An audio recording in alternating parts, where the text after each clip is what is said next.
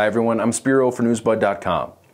The United States government was founded by the people, establishing a system of checks and balances, backed up by the supreme law of the land, the Constitution, coupled with the Bill of Rights.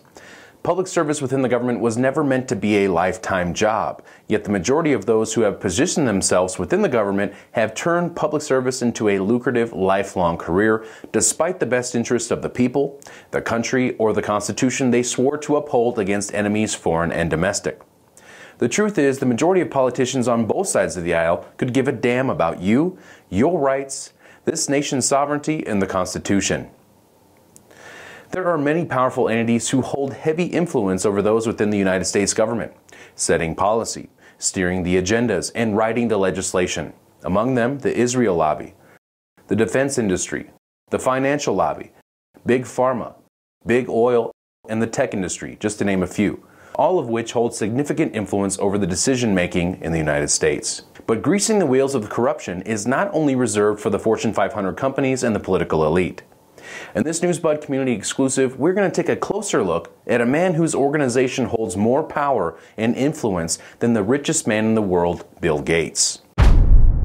An organization who has infiltrated multiple branches of government and institutions, not only here in the United States, but worldwide. A man whose network would make the Forbes top 10 list, coming in at number 6 with more money than the top Google executives, the Koch brothers, Michael Bloomberg, Elon Musk, Donald Trump, and George Soros. This organization holds influence over thousands of government officials, including state legislatures, governors, mayors, attorney generals, senators, congressmen, and presidents of the United States. Longtime Newsbud community members are more than familiar with Fethullah Gulen, as Newsbud's founder and editor, FBI whistleblower, and best-selling author Sibel Edmonds was the first person in the United States to expose Gulen, long before there was Newsbud. Even though Ms. Edmonds was the first to expose Gulen more than a decade ago, the Gulen movement has continued to grow and is more powerful and influential than ever. The majority of Americans have never even heard the man's name, but Fethullah Gulen has established a global empire of charter schools with over 1,000 schools in over 100 countries with millions of students around the world.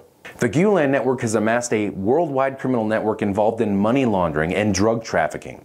Fethullah Gulen and his movement are closely linked to the CIA, as the agency facilitated Gulen's sanctuary in the United States, as Gulen is a wanted man.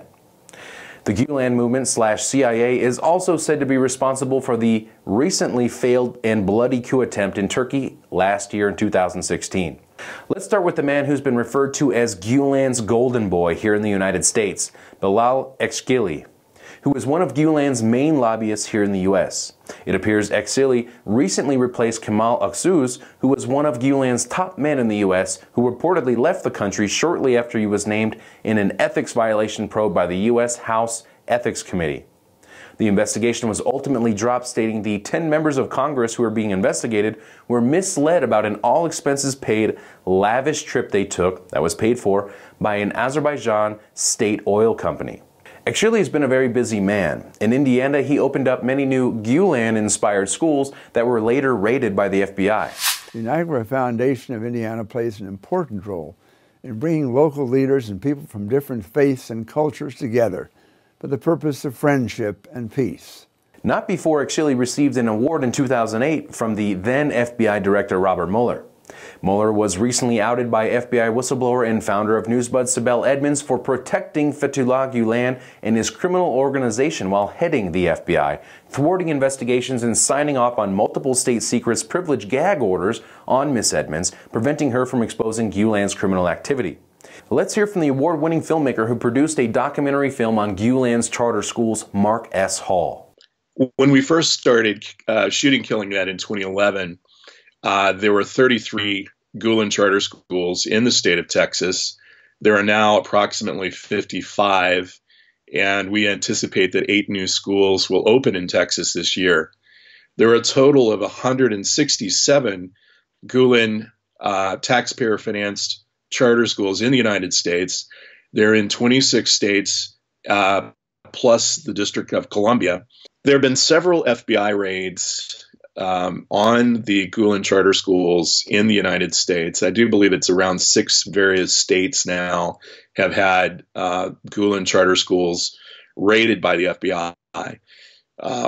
In Killing Ed, my documentary on the Gulen movement, you'll see an FBI raid that takes place at a charter school operated by Gulenists in Baton Rouge, Louisiana, several years ago.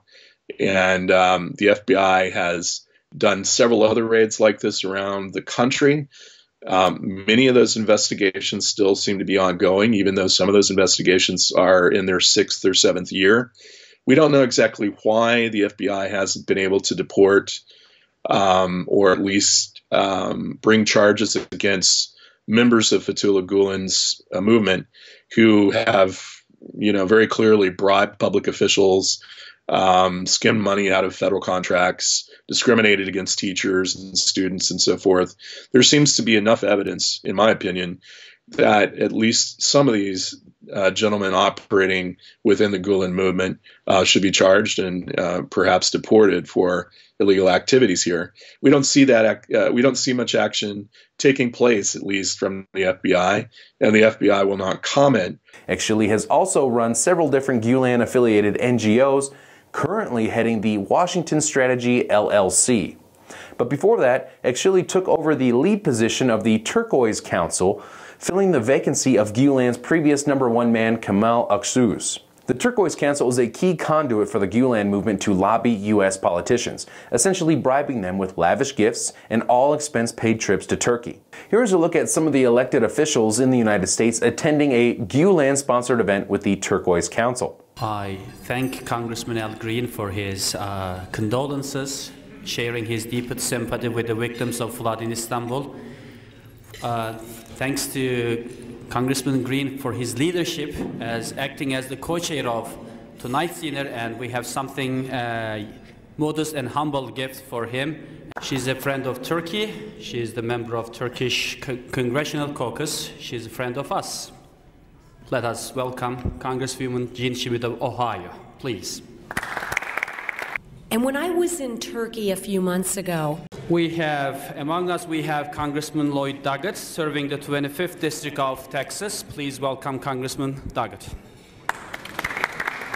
Thank you.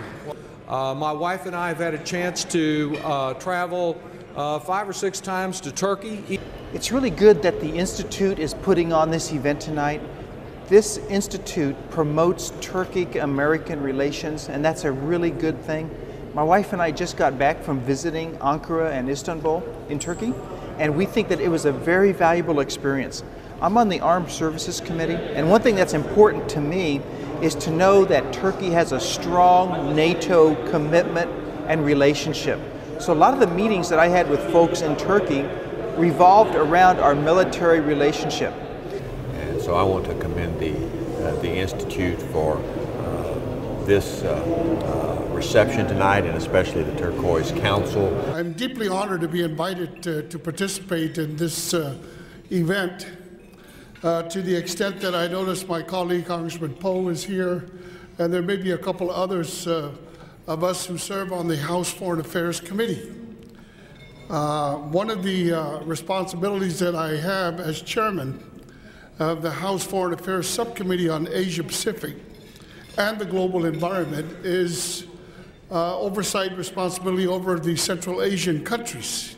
Encourage people from the United States to go over to Turkey, Eurasia, areas around there, as I did a year and a half or so ago, and thoroughly enjoyed it. Okay, I'm Congressman Ralph Hall. I'm Congressman of the 4th Congressional District of Texas.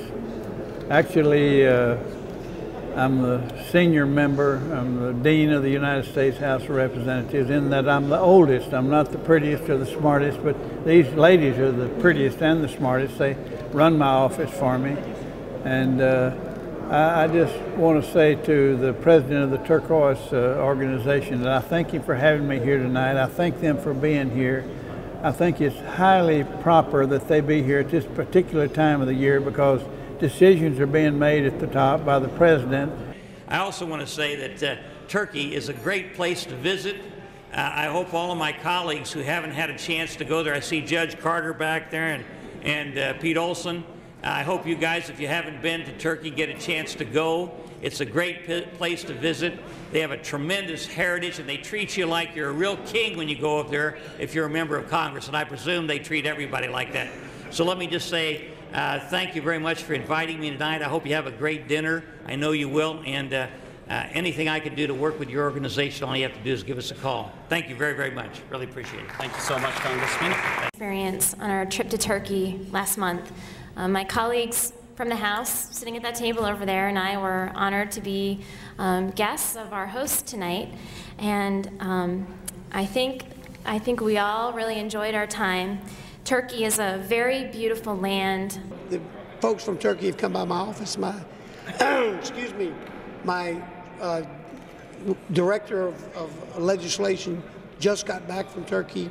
Well, my name is Tyree Irving. I'm from Jackson, Mississippi. This is my second time attending this event here in Jackson. Last year was the first time that I attended, and of course tonight is the second time. Most times I found it very enjoyable, enlightening. I'm impressed. I went to Turkey in 2006, and I serve on the IID Advisory Board in Jackson. We need more friendship dinners. Now, that was only a handful of the government officials that were there and that have attended Gulen movements. There's literally hours of video that you can pour through. It's pretty unbelievable. Now, here is an article written by the Hizmet movement, which means Gulen movement, documenting how about 50 members of Congress attended a Gulen-sponsored event in 2013, 8 of whom were senators. Some of the more well-known names are Nancy Pelosi. There is the U.S. Assistant Secretary of State for South and Central Asian Affairs, Robert Blake, California Congressman Dana Rohrabacher, Connecticut Senator Chris Murphy, Mississippi Senator Roger Wicker, and many more. The Gulen influence over officials within the United States government, as well as the most powerful institutions in the world, cannot be understated. The Gulen movement has been really smart in targeting politicians and people of influence, grooming them to be its sympathizers. Former Mexico President Vicente Fox. I had the opportunity to meet this organization that invited me now. I have the opportunity to read now the philosophy of Mr. Gulen. Former Secretary of State Madeleine Albright. It is much more likely to be found in the values that reside at the heart of the Gulen Institute and this luncheon series. Former Secretary General of the United Nations Kofi Annan. I think it's extremely important to have institutions like the Gulen Institute. Former Secretary of State James Baker. I think this institute serves all humanity based on the perspectives inspired by the life and works of Fethullah Gulen, who tirelessly worked to foster mutual understanding among civilizations. They are using their schools, their interfaith dialogue centers, its Turkish cultural centers, and its businesses to establish a presence and a power. This is geopolitical. Well, good afternoon, first of all. This can be witnessed in a House Foreign Relations Committee hearing that took place last year shortly after the failed coup attempt in Turkey. During the hearing, the committee chairman, Representative Dana Rohrabacher, a California Republican, defends Gulen and the Gulen movement. In terms of the Gulenists, let me ask, so far it sounds like you're the only one who believes that the Gulenists, or at least some Gulenists, are involved with a non-democratic approach to power, meaning... This should come as no surprise when you take into consideration the personal and financial connections between the California congressman and the Gulen movement. In addition to taking an all-expense-paid trip to Turkey, the California congressman was wined and dined at several Gulen events, such as food festivals. Rohrabacher was even handpicked to speak at several other more formal Gulen-sponsored events. Representative Dana Rohrabacher from California, please. But I want to congratulate each and every one of you tonight, especially those of you who've come into Washington, D.C. to talk about Turkey and America. That never happened before. You never talked to members of Congress before. We didn't have events like this before. But he was not the only congressman on that committee that was pocketed by Gulen. Congressman Gregory Meeks from New York. You know, I just came back from Turkey. In fact, I went twice in 3 weeks. It was so great. Congressman Mo Brooks, a Republican from Alabama, who not only accepted 1 but 2 trips to Turkey fully paid for by Gulen, and has been a featured guest on at least 4 occasions at Gulen-linked events. And the list goes on. Congressman Jerry Connolly, Congressman Paul Cook, and several others. Now, the Rumi Forum is another Gulen-affiliated organization that has collaborated with the Obama White House on organizing events. Now, if you look at their website, it clearly states at the bottom of every single page that Gulen is regarded as an honorary chairman of the Rumi Forum. Now, let's take a quick look at who exactly attends these events at Rumi. Jack Goldstone, Counsel on Foreign Relations and a fellow at the Brookings Institute. Dr. Goldstone is an advisory board member of the Rumi Forum and a life member of the Council on Foreign Relations. Jerry White, who served as Deputy Assistant Secretary of State in the Obama administration under Hillary Clinton. But the word Rumi is so tempting. Michael Schenck, who has some interesting media connections. Between 2009 and 2013, Michael served for 4 years as U.S. Congressman Mike Honda's Senior Policy Advisor and Communications Director. Michael writes regularly for The Washington Post, The Daily Beast, The Guardian, U.S. News and World Report, USA Today, The Washington Times, Christian Science Monitor, Politico, Roll Call, The Hill, and Huffington Post, among many others. Additionally, Michael is a frequent on-air analyst for CNN, Fox News, CCTV, Al Jazeera, and RT News. U.S. Ambassador John McDonald, who also worked with the State Department and the United Nations. Joshua Walker, a member of the German Marshall Fund, worked for the State Department and the Council on Foreign Relations. Martin O'Malley, former mayor of Baltimore, governor of Maryland, whose wife is a district court judge. Scott Bates, Deputy Secretary of State in Connecticut. Police Chief Rick Rappaport. When I was honored to be invited to visit Turkey on a sponsored trip, and myself and Delegate Dave Bulova, who represents this area in the Virginia legislature, went on that trip. David Newton, who had a long career with the State Department, serving as the ambassador to Iraq under Reagan and the ambassador to Yemen under President Clinton. With regard to Fethullah Gulen, I've never had the honor or pleasure of meeting him. Perhaps someday I will. Here are some previously unseen excerpts from Newsbud's exclusive interview with New York investment banker Ibrahim Kurtuluş and his experience with a pocketed Gulen politician. I've come across trying to educate and warn some of my fellow Americans, like on Staten Island where I reside, City Councilman Joe Borelli. He is being financed by this radical Islamic movement. He has been to Turkey, talking to Joe Borelli, City Councilman on the southern part of Staten Island, is like talking to a Berlin Wall. His campaign finance is being manipulated and supported by this radical Islamic group. Can you believe this? Our politicians are being bought by radical Islamic cult movements, and talking to them is like talking to a Berlin Wall that doesn't exist. Oh, absolutely. In fact, our news organization did a very hard-hitting presentation that we put together on the links between Clinton Foundation and Fethullah Gulen. So we are not only looking at some local level smaller targets for this mullahs network, but they have even penetrated a former Secretary of State, a former senator with a husband who was a former, president, and they have been putting their names in this mullahs movement, and they have been accepting money from Fethullah Gulen's network. But this should be a wake-up call to the American society on how powerful this group has become in the United States. It should be a wake-up call on how they can manipulate the halls of power and media and civic society on the relationships that they've built over the last 30 years from the East Coast of the United States to the West Coast of the United States.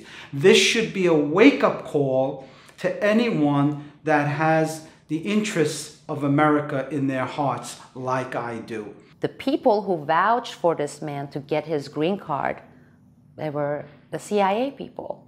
I mean, you're looking at Graham Fuller, you're looking at Mort Abramowitz. Why would he be given such immunity and in many ways supported by the United States government's covert intelligence agency, the CIA? Well, I'd like to bring a document to your attention. This is from the Homeland Security. Reporter at Homeland Security, his name is David Spaldinger. This is Gulen's green card number, Fethullah Gulen, case number 207CD02148-SD, document 47-4, filed October 14, 2008. This is from Homeland Security. And here's the actual document. This is public information. Anyone can extract this and read. On page 7, on this actual Homeland Security, this is Homeland Security, see? That's the Homeland Security. On page 7, this reporter who interviews this radical Islamic cult movement head, Fethullah Gulen, he says, the reporter indicates radical Islamic cult leader Fethullah Gulen of the so-called Turkish cultural centers, they have these cultural centers, he says the following: has had contacts with terrorists or other persons of interest. If I yelled Allahu Akbar right now, maybe 30 billion cop cars would come to arrest me. Right now, here in New York, if I yelled Allahu Akbar. How is it possible that Homeland Security's agent documents this in its actual format, in a document, saying that this guy had some type of contact with terrorists and no one's doing anything about it? Why are you telling me, see something, say something? Every morning I take the train on Staten Island. Every time when it pulls into the Staten Island ferry, the speaker announces, see something, say something.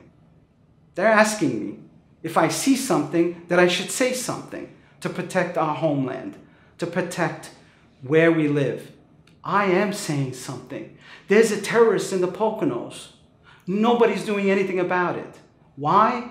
Because people like Councilman Joe Borello in Staten Island, New York City councilman, they are being financed by this radical group, and their eyes are closed to anything that's around them. Why? Because their campaigns are being funneled, this capital, which is actually money laundering, because they're money laundering out of taxpayer monies from the charter schools, passing in cash through their foot soldiers, and those foot soldiers are the ones who are writing the checks to these politicians.